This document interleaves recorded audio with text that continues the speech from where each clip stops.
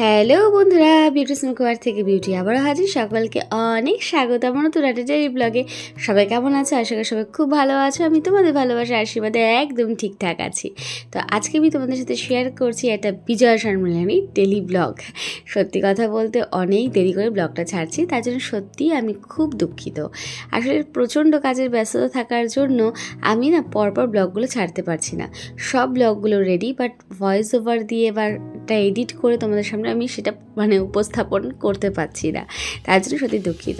যাই হোক, সকাল সকাল রেডি হয়ে পড়েছি। কোথায় যাচ্ছি, কী করছি, কী খাওয়া দাওয়া হবে সব কিছু তোমাদের সাথে আজকে শেয়ার করব।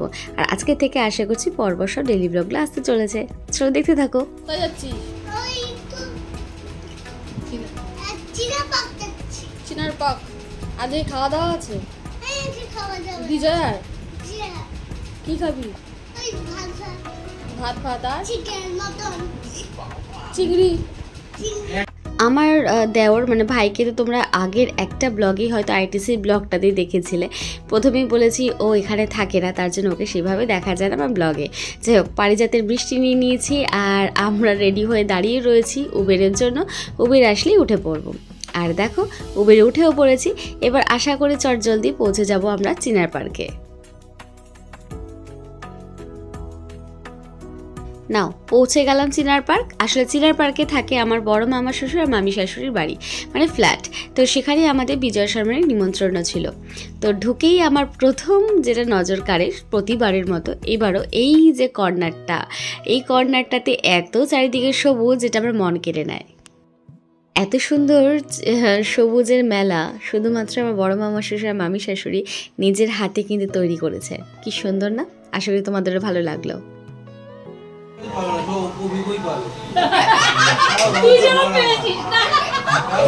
ও তুমি ওপো ভিভো পাইছো? হ্যাঁ, স্যামসাং এর থেকে এখন ওপো, স্যামসাং এর থেকে ওপো আইছে এখন।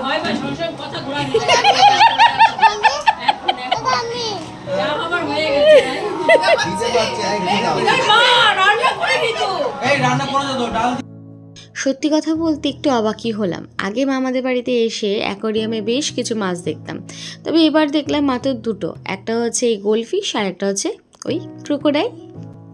চলো এবার তোমাদেরকে নিয়ে যাই খাওয়ার টেবিলে, যেখানে চার ভাই একসাথে অনেক দিন পর খেতে বসেছে। আর যেটা দেখি এত ভালো লাগছিল কি বলবো। আর কি কি রান্না বান্না হয়েছে সমস্ত কিছু দেখাবো যখন আমি খেতে বসবো। আর সমস্ত রান্না কিন্তু নিজের হাতে আমার মামা শ্বশুর আর মামি শাশুড়ি করেছে। তো চলো দেখাই কি কি খাওয়া দাওয়া হয়েছে। তো প্রথমেই বলি, ছিল সাদা ভাত, ছিল মোচা চিংড়ি মাছ দিয়ে, যেটা আমার ভীষণ ভীষণ ফেভারিট। তারপরে ছিল নবরত্ন ডাল, ছিল বেগুন ভাজা দিয়ে ডাল দিয়ে খাওয়ার পরে চলে এসেছিলো একদম গরম গরম ইলিশ মাছ ছিল সর্ষে পোস্ত দিয়ে। তারপর ছিল মাটনের পর ছিল চাটনি পাঁপড় মিষ্টি সব কিছু। যেহেতু আমি চাটনি পাঁপড় মিষ্টি খুব একটা ভালোবাসি না, মিষ্টিটা যেন সেগুলো আর দেখালাম না। যদিও কি বলবো, খাওয়ার দাওয়ার খেয়ে তো পেটে আর জায়গা নেই, কারণ সব কিছু আমার ফেভারিট খাবার।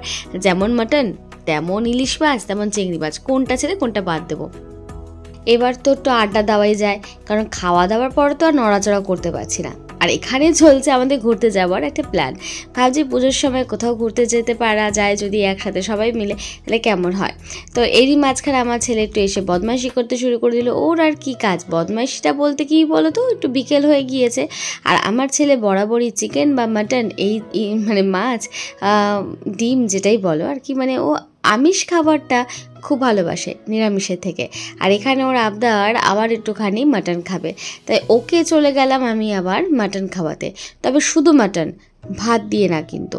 এখানে 2-3 পিস মাটন খেলো, কারণ এটা থেকে আমি বারণ করতে পারিনি, কারণ মানুষের এই সময় খাবে না তো কোন সময় খাবে বলো? এই সময়টা খাওয়ার জন্য।